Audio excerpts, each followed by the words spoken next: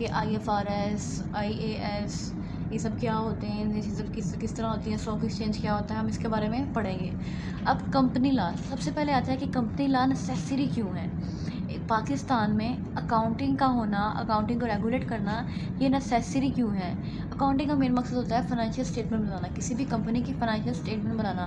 Financial statement क्या होती है? फाइनेंशियल स्टेटमेंट होती है कि आपकी कंपनी में जितनी भी ट्रांजैक्शंस हो रही हैं, छोटी से छोटी और बड़ी से बड़ी, आपने इन्वेस्टमेंट किया उससे लेके आपने एम्प्लॉय को जो सैलरी दिया उस तक, हर चीज़ की जो ट्रांसैक्शन है वो रिकॉर्ड की जाती है।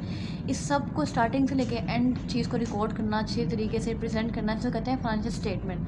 अब फाइनेंशियल स्टेटमेंट का मकसद क्या होता है? फाइनेंशियल स्टेटमेंट का मकसद ये होता है कि जो यूज़र्स हैं इसके, चाहे वो कंपनी की मैनेजमेंट है, चाहे वो कंपनी के इन्वेस्टर्स हैं, जिन कंपनी के ऑनर तो नहीं है लेकिन उन्होंने कंपनी में कुछ मनी इन्वेस्ट की हुई है, चाहे वो हैं, उनको पता हो कि उन्होंने कंपनी में इन्वेस्ट किया है तो उनको उनके हक़ से मिल रहे हैं कि नहीं मिल रहे। उन्होंने अगर कंपनी में इन्वेस्ट किया है तो उनको उस अकॉर्डिंगली प्रॉफिट मिल रही है कि नहीं मिल रही। कंपनी प्रॉफिट में जा रही है कि लॉस में जा रही है, कंपनी फ्रॉड कंपनी है कि एक अच्छी कंपनी है, तो वो जो है वो डिसीजन ले सके। और मैनेजमेंट के लिए ये होता है कि मैनेजमेंट अपना डिसीजन ले सके कि उसने कहाँ पर अपनी कॉस्ट कम करनी है, कहाँ पर ज़्यादा करनी है, वो ग्रोथ की किस स्टेज पर है। इन सब के लिए अकाउंटिंग जो है वो नेसेसरी है। पाकिस्तान के अंदर अकाउंटिंग को रेगुलेट करना नेसेसरी है ताकि एक कंपनी को अपने परफॉर्मेंस के बारे में, जो वो कर रही है उसके बारे में मुकम्मल इन्फॉर्मेशन मिल सके। उसके बाद कंपनी लॉ क्यों बनाया गया? अब पाकिस्तान में इतनी कंपनीज़ हैं, बहुत सी कंपनीज़ हैं। हर कंपनी अगर अपने एक फॉर्मेट पे चलती, एक अपना एक प्रोसीजर डेवलप करती, तो गवर्नमेंट को उन पर नज़र रखने में काफ़ी मुश्किल होती। गवर्नमेंट को जब गवर्नमेंट उनके पास उनके जब अकाउंट्स देखती है, जब इन्वेस्टर्स हैं जब उनके अकाउंट्स देखते तो उन्हें समझना पड़ता कि इन्होंने यहाँ से क्या किया, यहाँ से क्या किया। इस चीज़ से बचने के लिए कंपनी लॉ बनाया गया। गवर्नमेंट ने ये काम किया कि जो भी कंपनी पाकिस्तान में रेगुलेट होगी, जो भी कंपनी पाकिस्तान में बनेगी, उसको फ़लाँ जो लॉज हैं वो फॉलो करने पड़ेंगे। इसमें हर किस्म का लॉ आता है कि आपकी कंपनी रजिस्टर कहाँ होगी, आपकी कंपनी का जो आपने नाम रखा है वो नाम कोई और चोरी ना कर ले, तो उसको आपने रजिस्टर करवाना है, ठीक है। उसके बाद आपकी कंपनी के जो एम्प्लॉयज़ हैं उनकी आपने ट्रेनिंग किस तरह करनी है, आपकी अपनी जो कंपनी है उसकी हेल्थ एंड सेफ्टी क्या है, आपने अगर इंश्योरेंस करवानी है तो वो क्या है। हर किस्म की जो पॉलिसीज़ हैं वो एक कंपनी लॉ ने बता दी, गवर्नमेंट ने बता दी। अब गवर्नमेंट खुद ये कि गवर्नमेंट के पास और भी कितने सारे काम होते हैं, गवर्नमेंट खुद ये नहीं कर सकती थी, तो गवर्नमेंट ने क्या किया, गवर्नमेंट ने एक कंपनी लॉ बनाया, एक SECP बनाया, SECP securities and exchange commission of Pakistan. ये एक अदारा बनाया। इस अदारे का काम ये था कि इसने रेगुलेट करना है अकाउंट्स को और उसने ये देखना है, इसका मिशन ये है, इस अदारे का मिशन ये है कि ये फेयर रहेगा, एफिशिएंट रहेगा और ट्रांसपेरेंट एक फ्रेमवर्क बनाएगा जो कंपनी की जो असल पोजीशन है। अब फ्रॉड्स भी हो सकते हैं, कंपनी जितनी विलिंग नहीं है वो उतना शो करवाए कि भाई हाँ हम इतने विलिंग हैं, गेमबाजियाँ कराए। तो ये जो SECPS का मिशन ये था कि ये एक कंपनी की एक फेयर इमेज रखे जो वो एक्चुअल में है, और जो इंटरनेशनल लेवल पर भी, अब जो कंपनी ग्रोथ करती है वो सिर्फ नेशनल लेवल पर ग्रोथ नहीं करती, वो फिर इंटरनेशनल की तरफ मूव करती है। तो इस तरह के स्टैंडर्ड्स डेवलप किए जाए जो आपके मुल्क में भी वही और इंटरनेशनल तौर पर भी, इंटरनेशनल वे पर भी कबूल किए जा सकें। और इसका भी मकसद यही था SECP का कि जो इन्वेस्टर्स हैं उनको कंपनी की असल जो है वो जब पता चल सके, असल जो पोजीशन है वो पता चल सके, और जो रिस्क है वो रिस्क एलिमिनेट हो सके। अब अगर कंपनी को कंटिन्यूसली लॉस हो रहा है, 1 ईयर 2 ईयर लॉस हो रहा है, वो लॉस में जा रही है, उसके प्रॉफिट का कोई चांसेस नहीं है, तो इस बेटर कि उसको शट डाउन किया जाए बजाय नस्बत कि उसको आगे बढ़ाया जाए। और अगर कोई इस तरह का रिस्क है जो पकड़ा जा सकता है और वो एलिमिनेट किया जा सकता है, तो जब आपके पास एक पूरी डॉक्यूमेंटेशन हुई होगी स्टार्ट टू एंड, तो आप उसको एलिमिनेट कर सकेंगे। ये सब इसके मकसद होते हैं। अब SECP बनी कब थी? SECP जो है वो इस्टेब्लिश की गई थी 1997 में, लेकिन इस पर काम किया गया था, इसको अमल में लाया गया था 1999 में।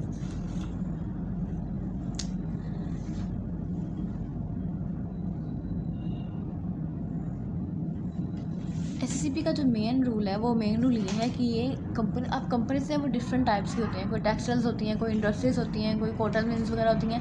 अब SECP का मेन मकसद ये था कि इनको अलग अलग कैटेगराइज करे और इनको बताए कि आप लोगों ने कौन सा जो अकाउंटिंग रूल है वो अप्लाई करना है, ठीक है।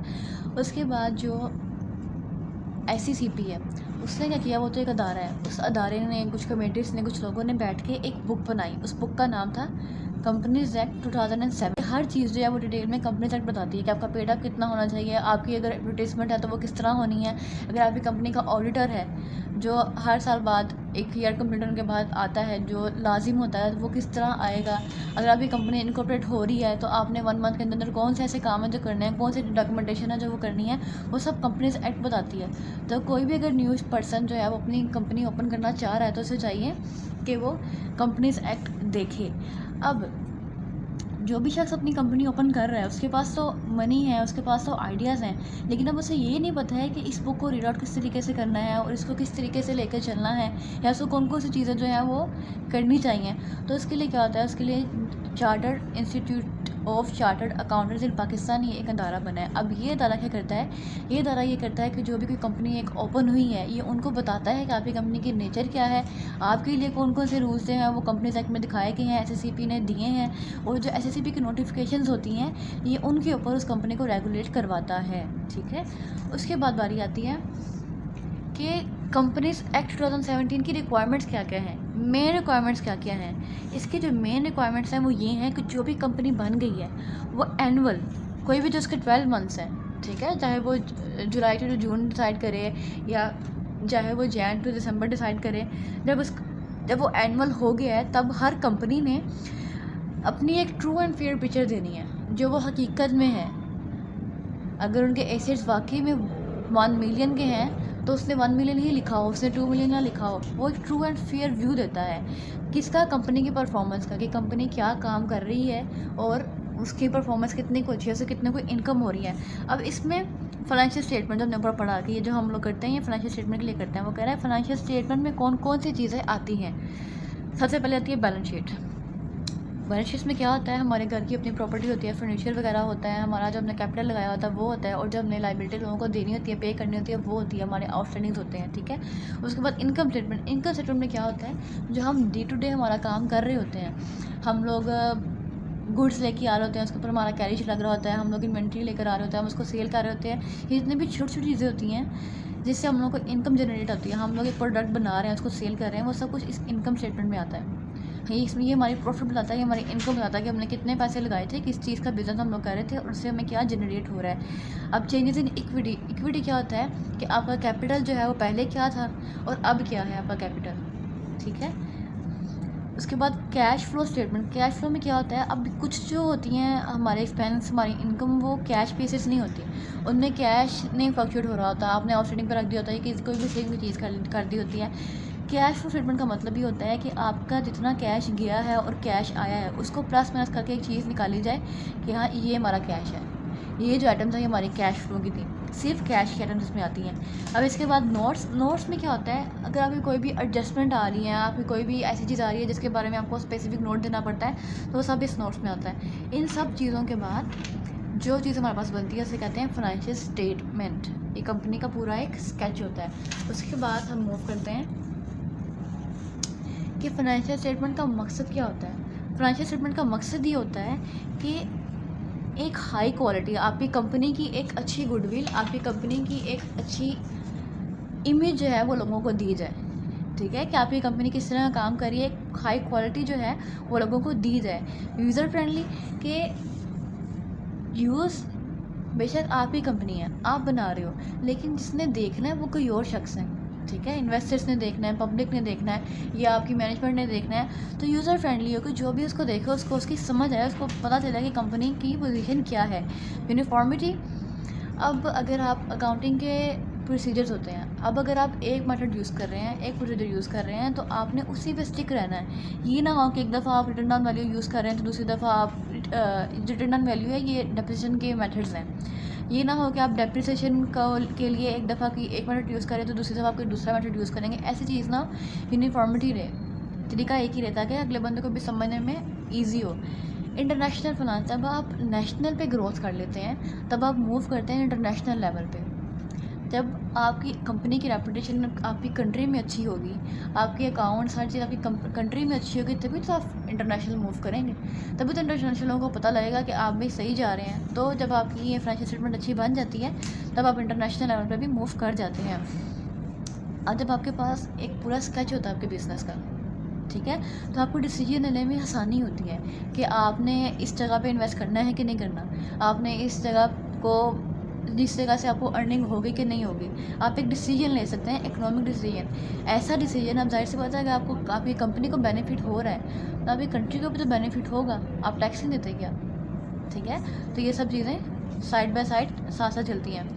कंपेरेबिलिटी ऑफ फाइनेंशियल स्टेटमेंट, अब अगर आपके अकाउंट्स में यूनिफॉर्मिटी रहेगी, एक ही प्रोसीजर रहेगा, तभी तो आप कंपेयर कर सकेंगे फाइनेंशियल स्टेटमेंट को, एक फाइनेंशियल स्टेटमेंट को दूसरे के फाइनेंशियल स्टेटमेंट से आप तभी तो कंपेयर कर सकेंगे कि पहले जो है हमारा जो एसेट थे वो 1 लाख थे, अब जो है वो 2 लाख हो गए हैं, इनमें डिफरेंस जो है वो लाख का है। तो अभी तो मैं समझ आएगा, आप इंटरनेशनल लेवल पर भी चले जाएंगे, आपकी कंपनी की इतनी नाव हाव होगी, आपकी कंपनी की इतनी इस्टेब्लिशमेंट, इतनी गुडविल होगी, तो आप इंटरनेशनल लेवल पे जाएंगे ना, तो आपको ग्लोबलाइजेशन जाना जाएगा। जॉब क्रिएशन, जब आपको जाना जाएगा, आपके पास इतना काम आ जाएगा, तो आप लोगों के लिए जॉब पे तो अपॉर्चुनिटी ओपन करेंगे, आपको उतना ही स्टाफ चाहिए होगा, आपको उतने ही लोग चाहिए होंगे, तो आप जॉब क्रिएशन भी आपकी कंपनी में होना शुरू हो जाती है। अदर्स इसके अलावा भी बहुत सारे बेनिफिट्स होते हैं। अब हमारे पास है IFRS एंड IAS, ये दोनों एक ही टर्म्स हैं, ठीक है।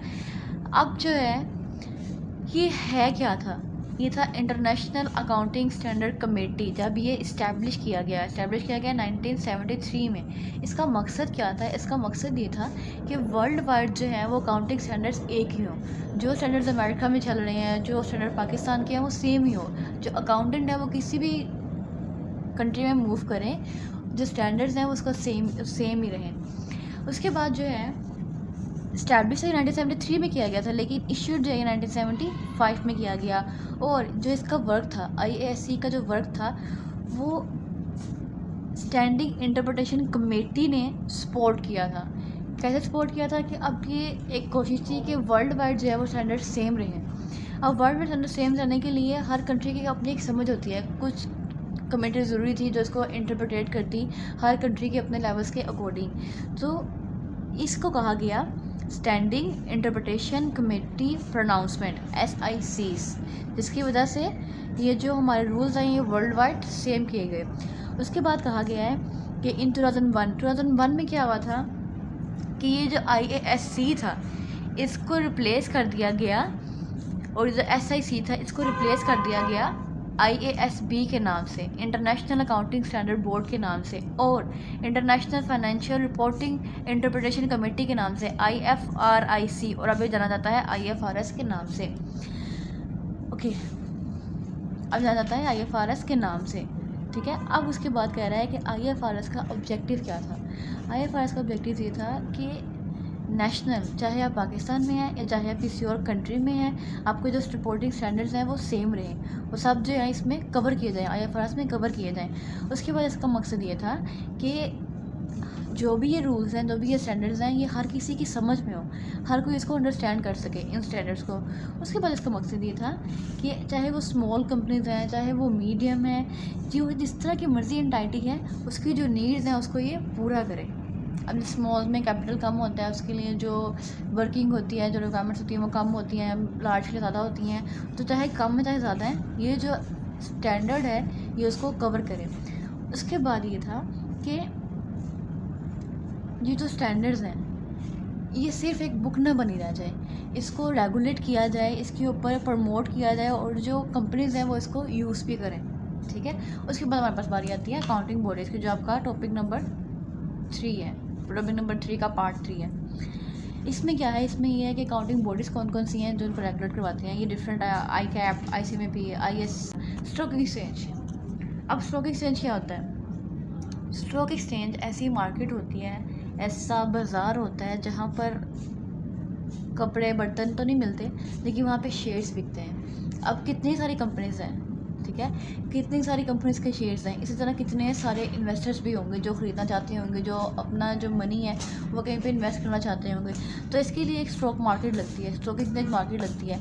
इसका मकसद ये होता है कि कंपनीज़ की इन्फॉर्मेशन दी जाए और कंपनीज़ के जो शेयर्स हैं वो सेल किए जाएँ और परचेज़ किए जाएँ, ठीक है। एक तरफ एक कंपनी सेल करने आई है, तो दूसरी तरफ एक जो इन्वेस्टर होता है वो परचेज़ करने आया होता है। तो ये जहाँ पर शेयर्स का एक्सचेंज होता है, जहाँ पे शेयर्स बाय और सेल होता है, उसे कहते हैं स्टॉक एक्सचेंज मार्केट।